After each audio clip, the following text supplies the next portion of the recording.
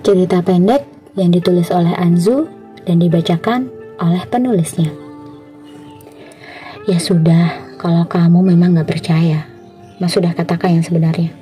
Mas benar-benar gak tahu itu rambut siapa. Aku mulai putus asa meyakinkan Risma, istriku, bahwa aku benar-benar tidak tahu rambut siapa yang ia temukan di baju yang kupakai semalam. Malam tadi aku memang pulang larut, sekitar jam 3 dini hari. Karena aku harus menyelesaikan tugas pengiriman barang. Aku langsung ganti baju, membersihkan diri dan tertidur. Pagi-pagi, Risma langsung mencecarku. Aku di mana? Dengan siapa? Semalam berbuat apa? Dia tidak percaya apapun yang kukatakan, karena ia mengira aku berselingkuh dengan bukti sehelai rambut hitam panjang yang jelas bukan miliknya. Risma masih marah padaku. Tangannya bersedekap di dada. Rambut yang kami ributkan ia letakkan di atas meja rias beralaskan taplak berwarna putih. Mas, udah ngaku aja. Ini jelas bukan rambut aku. Lihat nih, rambutku pendek, warnanya masih burgundy. Baru aku cat 3 hari yang lalu. Mas selingkuh kan? Iya kan?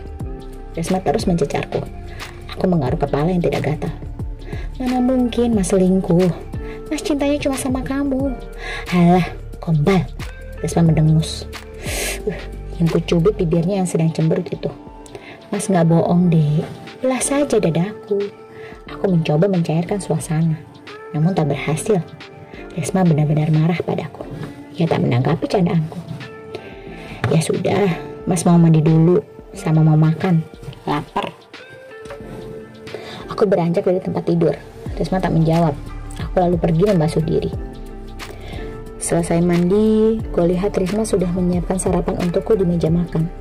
Sementara ia tak nampak dimanapun. Mungkin di kamar, batinku.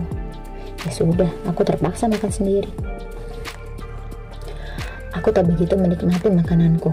Pikiran dan hatiku masih terbawa suasana suram pertengkaranku dengan Risma. Aku mencoba berpikir kembali. Kemungkinan itu rambut siapa ya? Yang kutemui sepanjang hari kemarin hanya Agus dan Bakti. Aku bekerja sebagai kepala pengiriman sebuah pabrik lemari tak jauh dari kediaman kami. Agus membantuku dalam hal pengecekan apakah barang yang ada di mobil sudah sesuai dengan surat perintah yang aku turunkan. Dan Bakti bagian produksi yang membantuku dengan data barang yang sudah siap jual. Seingatku hanya mereka yang kutemui. Mereka sudah pasti tak berambut panjang. Lalu dari mana asal rambut itu? Aku sudah selesai makan. Aku lalu masuk kembali ke kamar, menemui istri tercintaku. Kulihat ia berbaring miring menatap jendela, membelakangi pintu masuk kamar. Rambut yang kami permasalahkan masih tergeletak di atas meja rias. Kuusap punggungnya lembut, baru kusadari bahunya berguncang. Risma menangis. Ia terisak pelan. Betapa pedih luka yang kutorehkan tanpa sengaja padanya. Dek, panggilku pelan penuh sayang. Risma membalikkan tubuhnya, lalu mengusap pelan air matanya. Ia terlihat sangat cantik meski sedang menangis.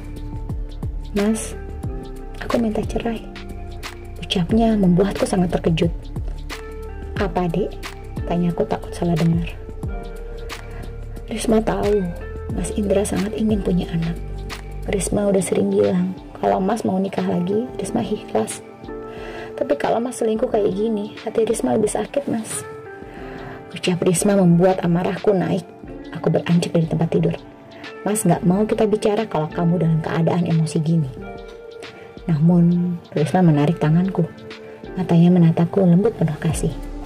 Ia mendudukkanku di sampingnya kembali. Justru Risma udah gak emosi, Mas. Risma udah mikirin baik-baik. Gimana baik-baik kalau ujungnya kamu minta cerai gitu? Mas, Risma udah lama nyiapin hati kalau suatu saat Mas akan ambil keputusan ini. Dek, aku paling gak suka ya kalau kamu bawa-bawa soal anak. Mas udah ikhlas, Dek. Suaraku tahan-tahan agar tidak membentaknya. Aku sangat benci jika Risma mengungkit tentang belum hadirnya buah hati dalam perkawinan kami yang sudah hampir 10 tahun. Aku mencintainya. Dulu, sekarang, ataupun esok. Ada atau tidak adanya anak sudah bukan menjadi masalah besar bagiku. Meski ku tahu, Risma terkadang terisak dalam sujudnya, memohon pada Sang Pencipta untuk hadirnya kehidupan dalam rahimnya. Namun sungguh, aku tak pernah berpikir untuk mencari istri lagi atau bahkan menceraikannya. Tidak akan pernah. Risma sudah berhenti menangis. Ia menggenggam tanganku erat.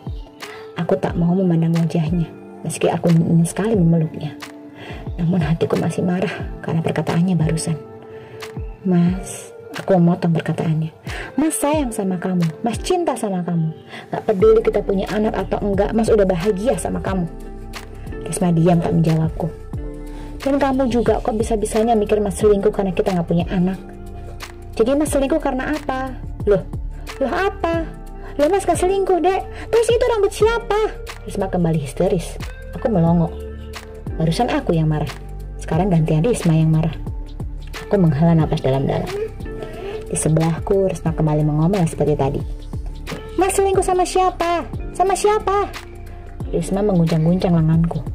Aku yang sudah bosan dicurigai terus mulai membalasnya. Mas gak selingkuh. Kemarin Mas cuma ketemu sama Agus sama Bakti. Kemarinnya lagi sama Agus sama Bakti juga. Kemarinnya lagi sama. Enggak deng. Aku ragu. Nah kan? Risma menunjukku. Aku menurunkan telunjuknya yang sudah hampir masuk lubang hidungku. Bentar dulu, masih ingat-ingat dulu, ucapku kesal. 2 hari yang lalu hari Selasa. Hari dimana aku menyerahkan laporan mingguan pada bagian akunting tentang pengiriman. Bagian akunting perempuan semua. Rambutnya panjang semua. Warnanya hitam semua. Dan semuanya sempat berdiri di dekatku. Kalau aku menceritakan ingatanku yang ini, Risma akan makin meledak batinku. Apalagi dia tahu bagian akunting masih perawan semua. Aku harus mengalihkan pembicaraan. Hari Selasa Mas ketemu sama... emang hari Selasa Mas pakai baju yang kemarin? Pakai. Kan baju Mas yang satu lagi robek dan Risma belum jahit. Jadi dari hari Selasa Mas masih pakai baju seragam yang sama. Ucapnya masih mendelik padaku. Pantesan kayak nggak tahu pakai bajunya. Aku berdehem. Risma memukul pahaku. Aku meringis kesakitan. Udah, jangan ngalihin pembicaraan. Sekarang jelasin aja Mas ketemu sama siapa aja dari hari Selasa. Waktu Mas pakai baju itu, waktu rambut cewek itu nempel ke baju Mas. Risma makin meninggi suaranya. Aku tergagap. Iya dek. Kamu jangan teriak dong, kaget nih. Cepetan dan awas, jangan bohong. Risma terus mendelik. Aku mengangguk, takut matanya keluar. Hari Selasa Mas ke bagian akunting ngasih laporan mingguan. Ketemu sama Dian, Anggi, sama Fani. Nah, rambut mereka hitam semua, panjang semua. Udah jelas nih. Apanya yang jelas? Iya, Mas selingkuh sama salah satu dari mereka. Jangan langsung ambil kesimpulan cuma karena bukti yang gak jelas itu. Mas ketemu mereka Selasa dan kamu nemunya kemarin. Lagian juga kita cuma ketemu di ruang akunting. Banyak saksinya kalau kamu mau cari tahu. Terus juga Mas langsung pulang, gak keluyuran habis pulang kerja. Aku menjelaskan panjang lebar sampai mulutku hampir berbusa. Risma menghela napas cepat. Suaranya kembali normal. Ya udah. Terus kenapa semalam tiba-tiba lembur terus pulang malam? Nah, kalau ini kan Mas sudah bilang kemarin di telepon. Ada barang yang tiba-tiba catnya retak. Barang itu harus dikirim hari ini. Jadi Mas nungguin tukang selesai benerin, terus naikin ke mobil, baru deh pulang sama Agus. Bener dek. Sumpah disambar geledek kalau Mas bohong sama kamu. Aku mengangkat telunjuk dan jari tengahku membentuk angka 2. Risma menghela napas lagi, berhenti teriak seperti tadi. Sepertinya sudah mulai percaya padaku. Terus ini punya siapa? Gumamnya lirih. Udahlah dek, gak usah dipikirin lagi. Paling punya anak akunting yang gak sengaja nempel. Yang penting itu kamu jangan tuduh Mas yang macam-macam. Mas ini beneran cuma cinta dan sayang sama kamu. Aku meraih tangannya, meletakkan di atas dadaku. Berharap ia merasakan debar jantungku yang menyerukan namanya. Risma tersenyum, manis sekali. Dia benar-benar sudah tak marah dan percaya padaku lagi. Iya Mas, Risma percaya. Maafin ya. Aku mengangguk, mengecup keningnya. Risma lalu beranjak mengambil rambut itu lalu membuangnya ke tong sampah kecil di sudut kamar. Semalam Mas pulang sama Agus. Berarti motor Mas di pabrik dong? Iya, udah pada masing-masing. Nanti dia jemput kerja Mas siangan. Aku menyisir rambut di depan cermin meja rias. Lewat mana semalam? Lewat jalan biasa. Lewat pertigaan depan rumah Pak Danu. Iya, yang ada pohon beringinnya itu. Iya. Kenapa nggak lewat jalan besar aja? Kan Agus yang bawa motornya. Dia belok ke situ, terus dia turun buru-buru. Ternyata mau pipis. Ya udah, Mas tunggu aja di bawah pohon. Apa, Mas? Iya, Agus pipis. Terus Mas nunggu di... Aku tersadar mengapa Risma meminta aku mengulangi ceritaku. Aku memutar kepalaku. Mataku bertemu dengan matanya. Kami berpandangan selama beberapa detik. Lalu bersama-sama menatap tong sampah kecil di sudut kamar. Dek, iya Mas. Semalam, malam apa, Dek? Malam Jumat, Mas.